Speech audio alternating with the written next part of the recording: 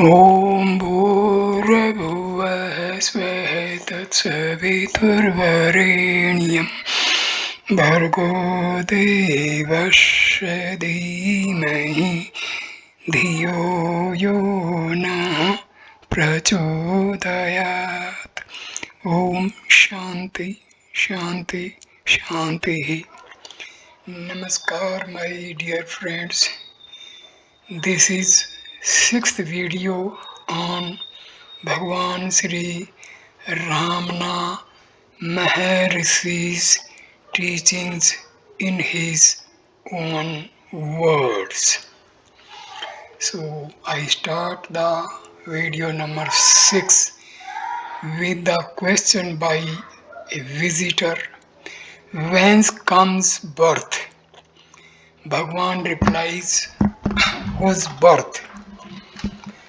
Visitor: the Upanishads say, he who knows Brahma becomes Brahma.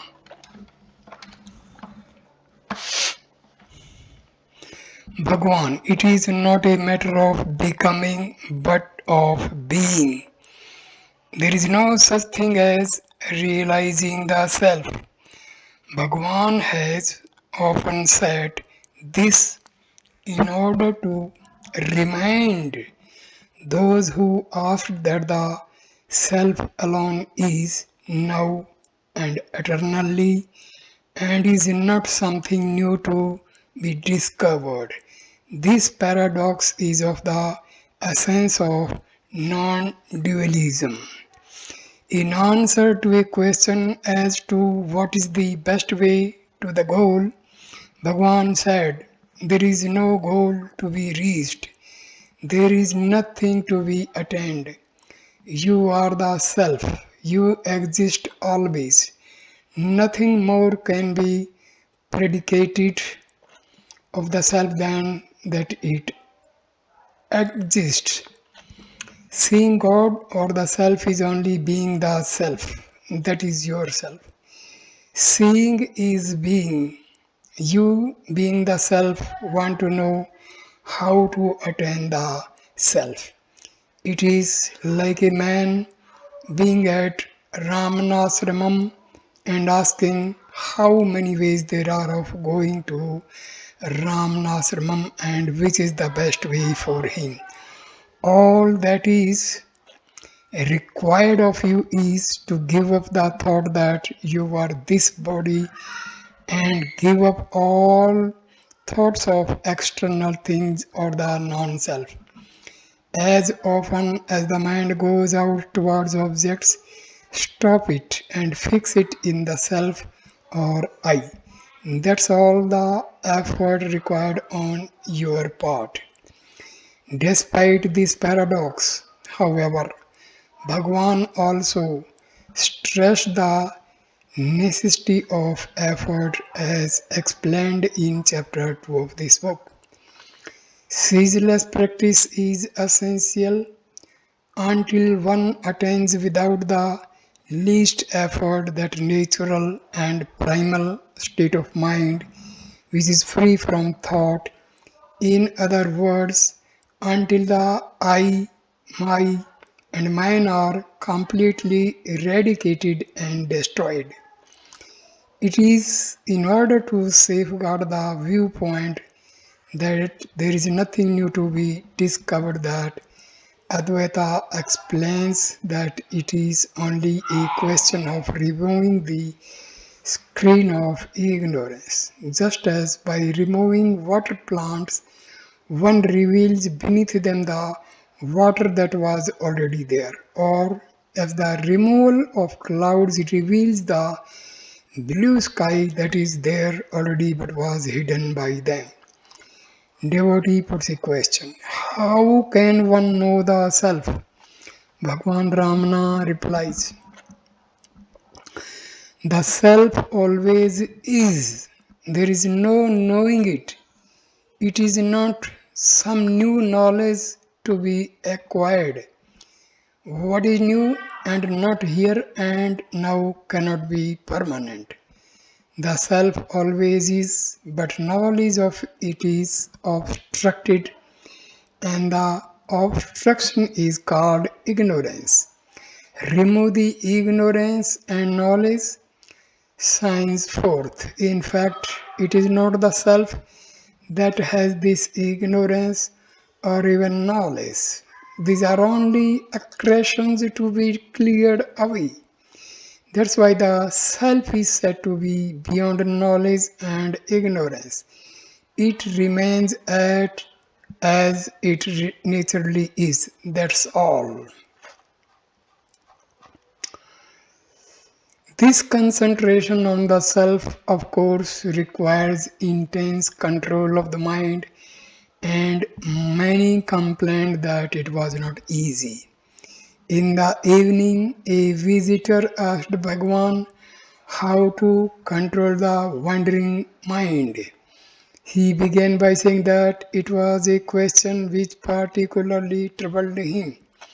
Bhagwan replied laughing, "That's nothing particular to you. That's what everybody asks and what is dealt with by all the scriptures such as the Gita.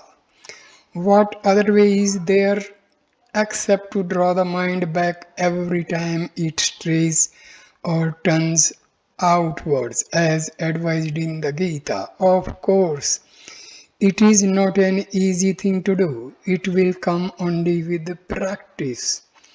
The visitor said that the mind strays after what it desires and won't stay fixed on the object we set before it.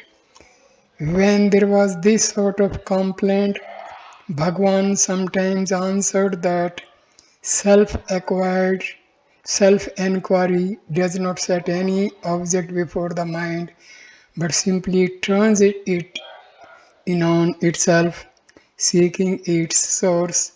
On this occasion, however, he answered from the point of view of desire or happiness. Everybody seeks only what brings him happiness. Your mind wanders after some objects or other because you think that happiness comes from it, but find out where all happiness comes from, including that which you regard as coming from sense objects. You will find that it all comes from the self alone, and then you will be able to abide in the self. Some people complained of the difficulty of quelling thoughts. Bhagwan brought them round again to self-enquiry by reminding them that it is the thinker, or in case of doubt, the doubter, whom one must examine. There may be 1,000 doubts, but one does not doubt the existence of the doubter. Who is he? All doubts will cease only when the doubter and his source have been found. It is no use endlessly removing doubts. If we clear up one, another will arise and there will be no end to them. But if the doubter himself is found to be really non-existent by seeking his source, then all doubts will be ceased. Mind control, of course, means concentration. But by concentration, Bhagwan did not mean concentrating on one thought, although he did not always discourage this, but concentrating on the sense of being, the feeling of I am, and excluding all thoughts. Bhagwan answers, concentration is not thinking of one thing. On the contrary, it is excluding all thoughts, since all thoughts obstruct the sense of one's true being. All efforts are to be directed simply to removing the veil of ignorance.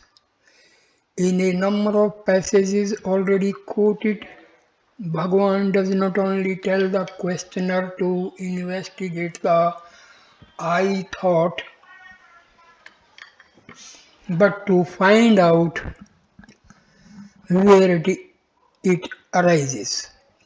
This connects self-inquiry with concentration on the heart at the right side referred to in chapter 1 and shows still more clearly that it is not a mental process. Indeed, an actual liberation that can be felt physically arises in this center during self-inquiry. Concentrating the mind solely on the self will lead to happiness or bliss. Drawing in the thoughts, restraining them and preventing them from straying outwards is called detachment, vairagya. Fixing them in the self is spiritual practice, sadhana. Concentrating on the heart is the same as concentrating on the self. Heart is another name for self. G.V. Subramanya. Is it stated in any book that for ultimate and final realization one must ultimately come to the heart even after reaching the Sahasrara, the thousand petal lotus, the center in the crown of the head, and that the heart is at the right side? Bhagwan replies, no, I have not come across this in any book, although in a Malayalam book on medicine I came across a stanza locating the heart on the right side, and I have translated it into Tamil in the supplement to the 40 verses. We know nothing about the other centers. We cannot be sure what we arrive at by concentrating on them and realizing them. But as the I arises from the heart, it must sink back and merge there for self-realization. Anyway, that has been my experience. Know that the pure and changeless self-awareness in the heart is the knowledge which, through destruction of the ego, destroys liberation. The body is inert like an earthen pot, since it has no I consciousness, and since in deep sleep, when bodiless we experience our natural being, the body cannot be the I. Who then is it that causes I-ness? Where is he? In the heart cave of those who thus enquire and who know and abide as the self, Lord Arunachala Shiva shines forth as himself as that am I consciousness. Devotee, Bhagwan was saying that the heart is the center of the self. Bhagwan says, yes, it is the one supreme center of the self. You need have no doubts about that. The real self is there in the heart behind the ego self. Devotee, will Bhagwan please tell me where in the body it is? Bhagwan, you cannot know it with your mind or picture it with your imagination. Although I tell you that it is here, pointing to the right side of the chest. The only direct way to realize it is to stop imagining and try to be yourself. Then you automatically feel that the center is there. It is the center spoken of in the scriptures as the heart cavity. Devotee, can I be sure that the ancients mean the center by the term heart. Bhagwan. Yes, you can, but you should try to have the experience rather than locate it. A man does not have to go and find where his eyes are in order to see. The heart is there, always open to you. If you care to enter it, always supporting your movements, although you may be unaware of it. It is perhaps more correct to say that the self is the heart, really the self is the center and is everywhere aware of itself as the heart or self awareness. Devotee, when Bhagwan says that the heart is the supreme center of the spirit or the self, does that imply that it is not one of the six yogic centers, chakras? Bhagwan, the yogic centers, counting from the bottom upwards, are a series of centers in the nervous system.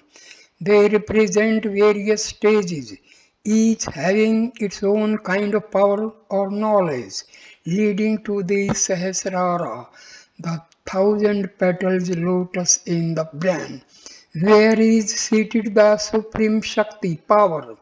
But the self that supports the whole movement of the Shakti is not located there but supports it from the heart center. Devotee, then it is different from the manifestation of Shakti. Bhagwan, really there is no manifestation of Shakti apart from the Self. The Self became all these Shaktis. When the yogi attains the highest state of spiritual awareness, samadhi, it is the self in the heart that supports him in that state, whether he is aware of it or not. But if his awareness is centered in the heart, he realizes that whatever centers or states he may be in, he is always the same truth, the same heart, the one self, the spirit that is present throughout, eternal and immutable. The Tantra Shastra calls the heart Surya Mandala or the solar orb, and the Sahasrara as Chandra Mandala or lunar orb. This shows the relative importance of the two. Just as this concentration on the heart establishes a point of contact with yoga, so also Bhagwan sometimes pointed out the affinity with bhakti, the path of devotion, and said that the two paths leads to the same end. Perfect devotion means complete surrender of the ego to God or Guru, conceived of as other than oneself, while enquiry leads to dissolution of the ego. More will be said about Bhakti Marga in the next chapter, but the following explanation shows how the two paths converge. Devotee, if the I is an illusion, who is it that cast off the illusion? Bhagwan replies, the I cast off the illusion of the I and remains I. Such is the paradox of the self-realization. The realized do not see any paradox in it. Consider the case of the worshipper. He approaches God and prays to be absorbed in Him. He then surrenders himself in faith and by concentration.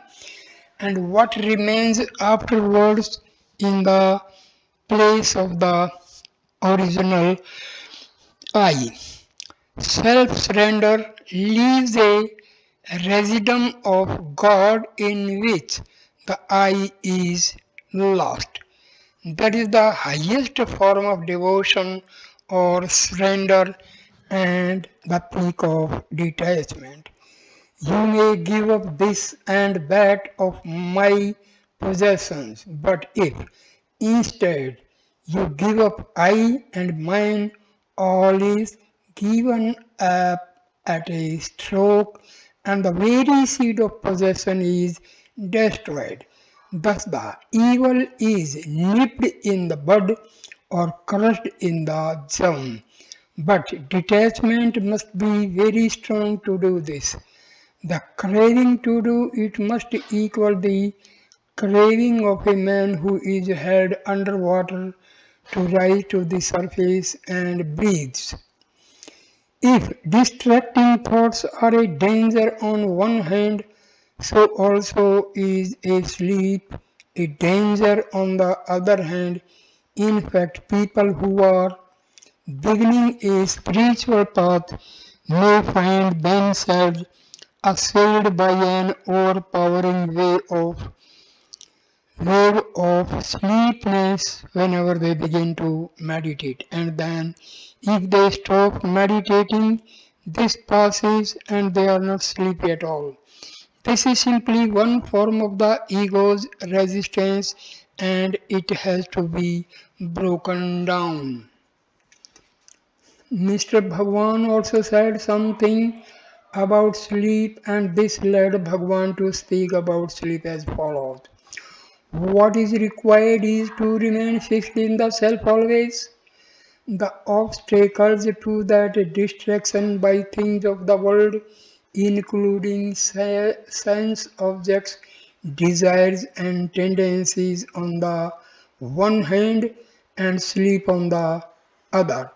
Sleep is always mentioned in the books as the first obstacle to samadhi, and various methods are prescribed for overcoming it according to the stage of evolution of the person concerned.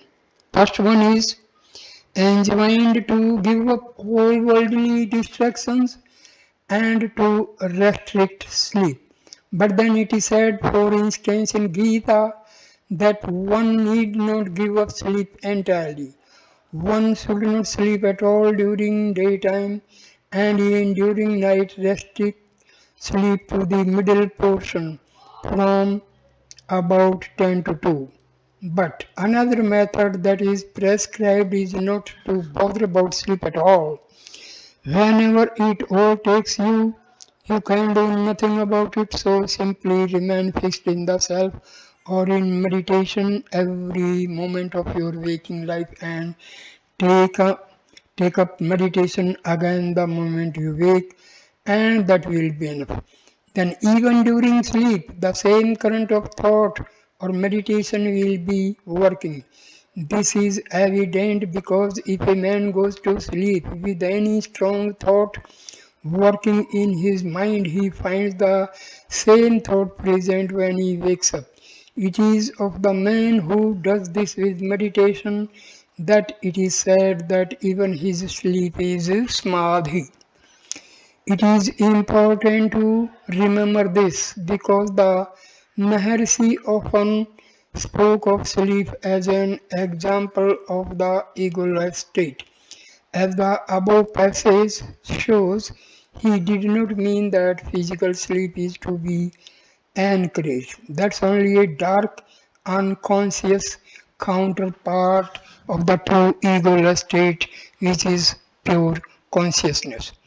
Another source of questions among those who continued further with meditation was that they sometimes came up against a blank or void or feeling of fear, but they were told to carry on holding firmly to that which experiences the void or fear. The same answer was also given to those who experienced a state of bliss. There can be neither fear nor pleasure, neither vision nor void. without someone to experience it. Devotee puts a question. When I reach the thoughtless stage in my sadhana, I enjoy a certain pleasure, but sometimes I also experience a vague fear which I cannot properly describe. Bhagwan replies, whatever you experience, you should never rest content with it. Whether you feel pleasure or fear, ask yourself who feels it and continue your effort until both pleasure and fear are transcended and all duality ceases and the reality alone remains. There is nothing wrong in such things being experienced, but you must never stop at that.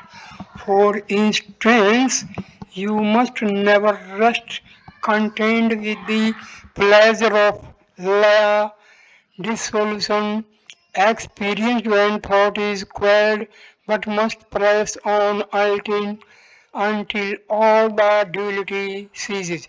In the afternoon, the following questions were put by Mr. Bhargava, an elderly visitor from Jhansi in Uttar Pradesh.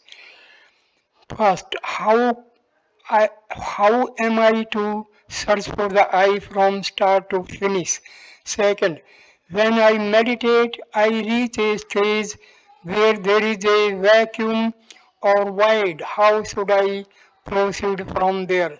Bhagwan replies, never mind whether there are visions or sounds or anything else, or whether there is void. Are you present during all these or are you not? You must have been there during the void to be able to say that you experienced a void. To be fixed in that you is the quest from start to finish. In all books on Vedanta, you will find this question of a void or nothing being left raised by the disciple and answered by the Guru. It is the mind that sees objects and has experiences, and that finds a void when it ceases to see and experience. But that is not you. You are the constant illumination that light up both the experience and the void. It is like the theater light that enables you to see the theater, the actors, and the play while the play is going on, but also remains a light and enables you to say that there is no play on when it is all finished. Or there is another illustration. We see objects all around us, but in complete darkness we do not see them and we say, I see nothing. In the same way, you are there even in the void you mention.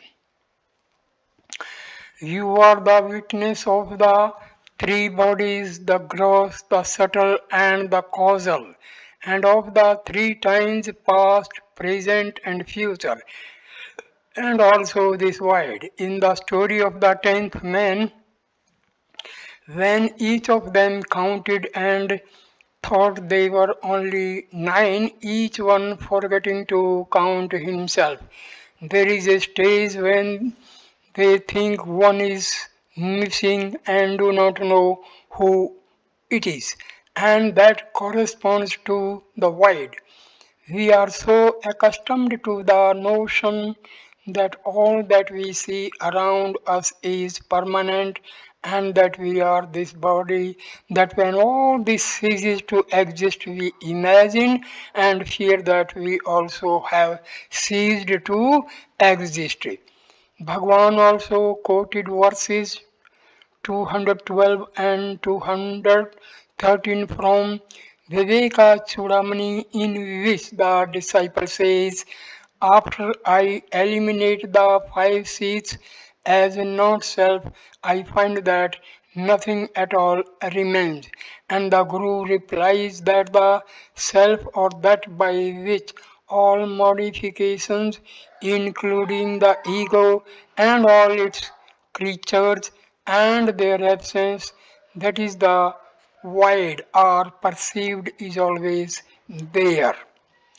Bhagwan continued and said, the nature of the self or I must be illumination.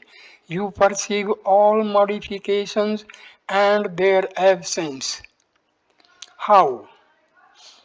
To say that you get the illumination from another would raise the question how he got it, and there would be no end to the chain of reasoning. So you yourself are the illumination. The usual illustration of this is the following. You make all kinds of sweets of various ingredients and in various shapes, and they all taste sweet because there is sugar in all of them, and sweetness is the nature of sugar. And in the same way, all experiences and absence of them contain the illumination which is the nature of the self.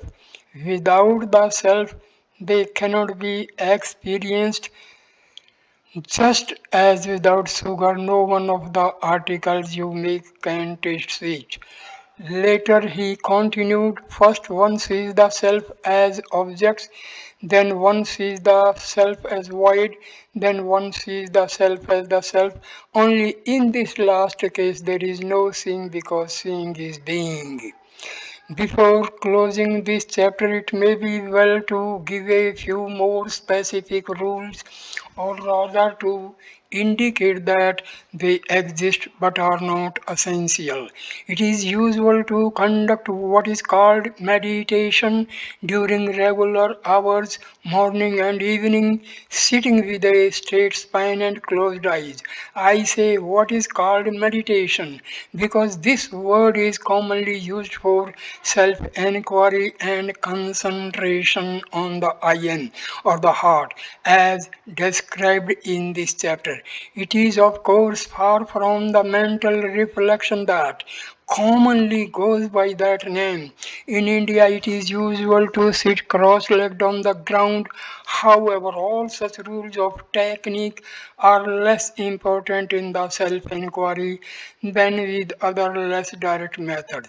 Indeed, this is obvious from the fact that self-inquiry has gradually to be extended from set hours of meditation until it becomes the undercurrent of all thoughts and actions. Mr. Evans Vance asked a few questions. They related to yoga. He wanted to know if it was right to kill animals such as tigers, deer, and so on, and use the skin as a seat for the yoga posture, asana, Bhagwan. The mind is the tiger or the deer. Devotee, if everything is illusion, can one then take life? Bhagwan, who has the illusion? That is what you must find out. In fact, everyone is a killer of the self. Atmahan at every moment of his life. Devotee, which posture is the best? Bhagwan, any posture, possibly Sukhasana, the easy or half of Buddha just posture. But that is immaterial for jnana, the path of knowledge. Devotee, does posture indicate temperament? Bhagwan, yes. Devotee, what are the properties and effects of a tiger's skin or wool or a deer's skin as a seat? Bhagwan, some people have found out and described them in books on yoga. They correspond to conductors and non-conductors of magnetism and so on. But all this is of no importance on the path of knowledge, Jnana Marga. Posture really means steadfastness in the self and it is inward. Devotee, which is the most suitable time for meditation? Bhagwan, what is time? Devotee, tell me what it is. Bhagwan, time is only an idea. There is only reality. Whatever you think it is, it appears to be. If you call it time, it is time. If you call it existence, it is existence, and so on. After calling it time, you divide it into the days and nights, months, years, hours, minutes, and so on. Time is immaterial for the path of knowledge, but some of these rules and disciplines are good for beginners, devotee. Does Bhagwan recommend any special posture for Europeans? Bhagwan, it depends on the mental equipment of the individual. There are no hard and fast rules. Devotee. Is meditation to be practiced with eyes open or closed? Bhagwan. It may be done either way. The important thing is that the mind should be turned inward and kept active in its quest. Sometimes it happens that when the eyes are closed, latent thoughts rush forth with great vigor. But on the other hand, it may be difficult to turn the mind inwards with the eyes open. It requires strength of mind. The mind is pure by nature but contaminated by taking in objects. The great thing is to keep it active in its quest without taking in external impressions or thinking of